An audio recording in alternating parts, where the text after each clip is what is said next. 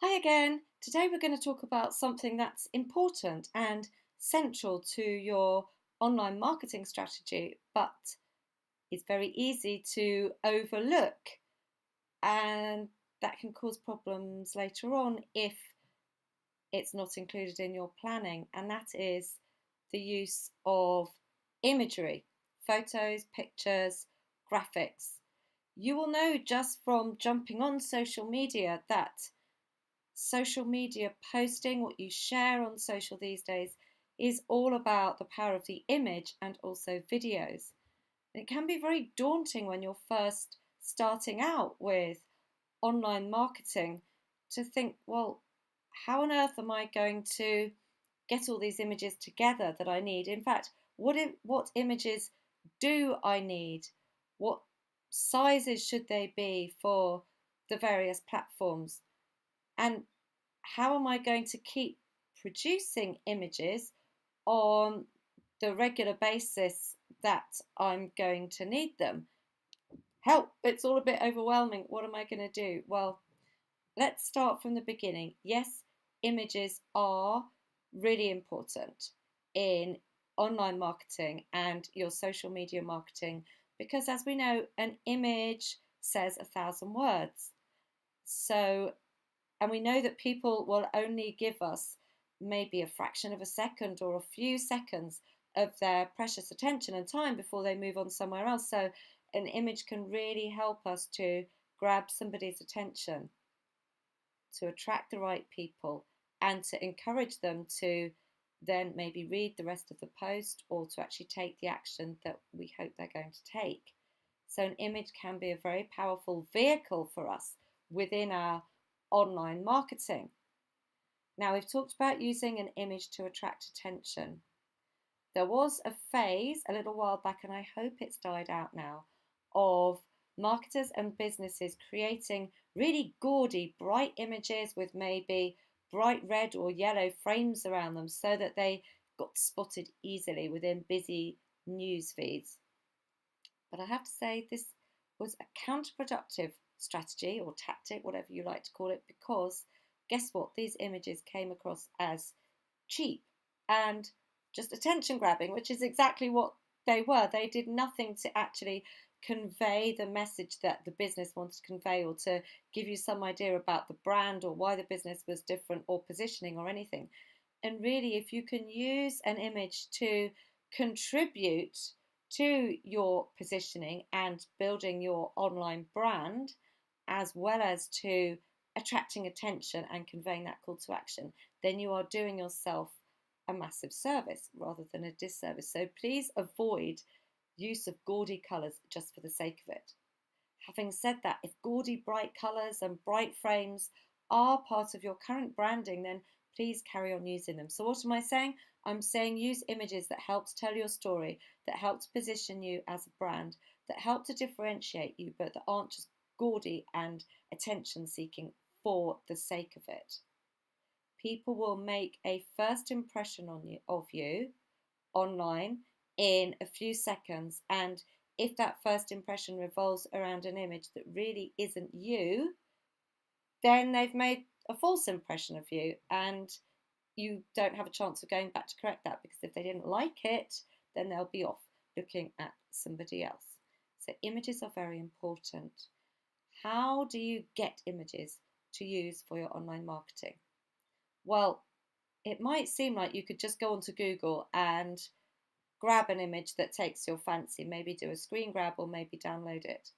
But okay, those images are not yours to grab. They belong to someone else. They will be copyrighted, probably, to somebody else. And if they were copyrighted to a big organisation such as Getty Images, they can actually track you down if you've used their images unlawfully, because they put a little bit of code in those images, they can tell. If you've used their images without paying for a license, they can track you down and issue you with a massive fine, and we don't want any of that. You will also find cases now where photographers are actually taking other businesses to court, or at least sending them legally worded emails to ask for payment for using their images, because businesses have taken their images from somewhere online and just used them for their own business purposes. Okay, it's not on. However, there are lots and lots and lots of websites where you can access what are called stock images. So they are images, photographs, and graphics that have been created by photographers that will then issue a license to you to use those images as much as you want. Now, some of these websites you have to pay for those images, such as Shutterstock, and other websites actually have images that you can use free of charge, such as Pixabay or Pexels. But do check the license associated with each image, because although these sites say that photographers have provided these images for other people to use without having to pay, you may just find that there is some limit in there. So please do check that if you do use images from a free stock images site.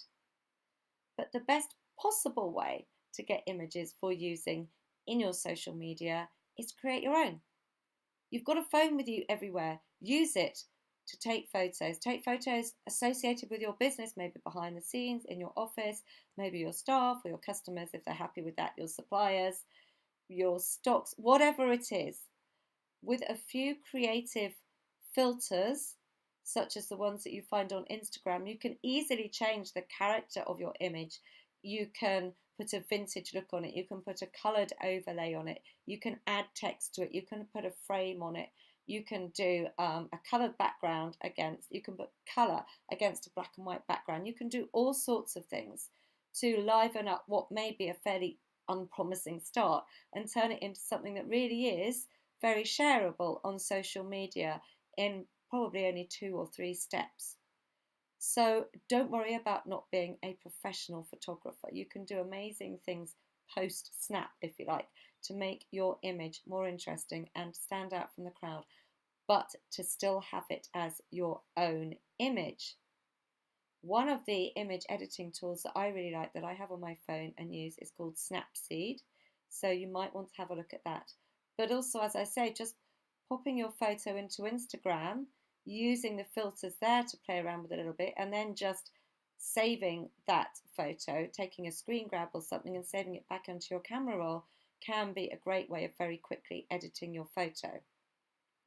Other editing apps that I use for particularly when I want to overlay text onto a photo on my phone are things like WordSwag, or also Adobe Spark has got an app for the phone and you can do some amazing things with that as well.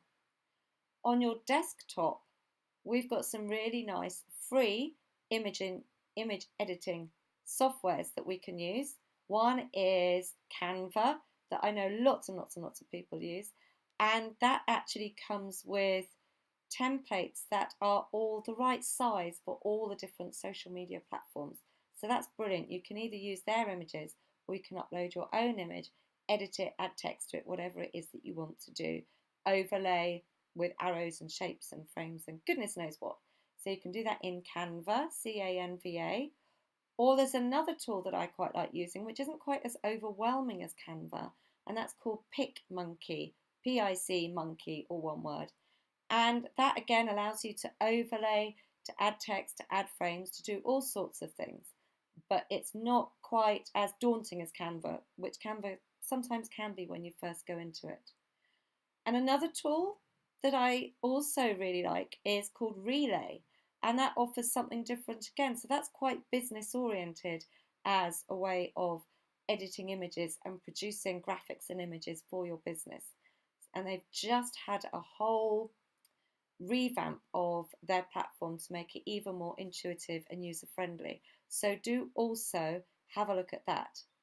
Now, Canva and Relay can also help you produce posters, leaflets, business cards, infographics, big blog graphics, whatever it is that you need images for on your online marketing. You can do things like do half and half images, where half is maybe a photo that you've taken and half is a block of colour that you put text on. So have a look and see what images grab your attention on the different social media news feeds that you're on, and you'll really quickly find that you get inspiration for creating your own images for use on social media and online marketing. It doesn't take that long to do with those apps and those softwares that I've described. It may take you 5 minutes to create an image. And why not, while you're in the mode of creating images, do a stack of them? Or even better, if you've got a teenager around that needs a little bit of employment away from their screen, just playing games, and maybe paid employment if you feel like being generous, why not pay them to create you a stack of images that you can use again and again in your social media and your online marketing? Or maybe they could even set you up a template, a very simple template, so that you can add your images and have something that's on brand every time. You can do that kind of thing within PowerPoint. Very simple to do. And once it's set up, as I say, you can use that over and over again.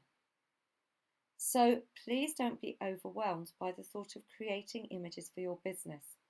You could set aside a couple of hours or ask a teenager to do the same and create a whole stack of them that you then keep in an accessible folder on your desktop and maybe also on your phone so that you can access them as and when you need them.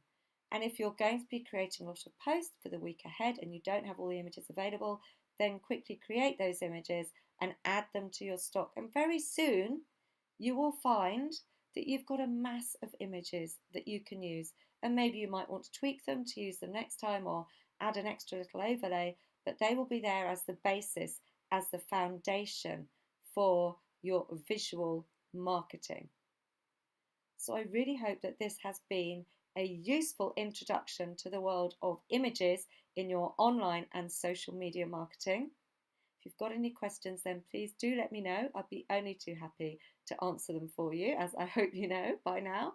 And if you've got any ideas for future videos I can make, any questions that you want answered in a video, then again, please let me know and I'd be only too happy to make those videos for you.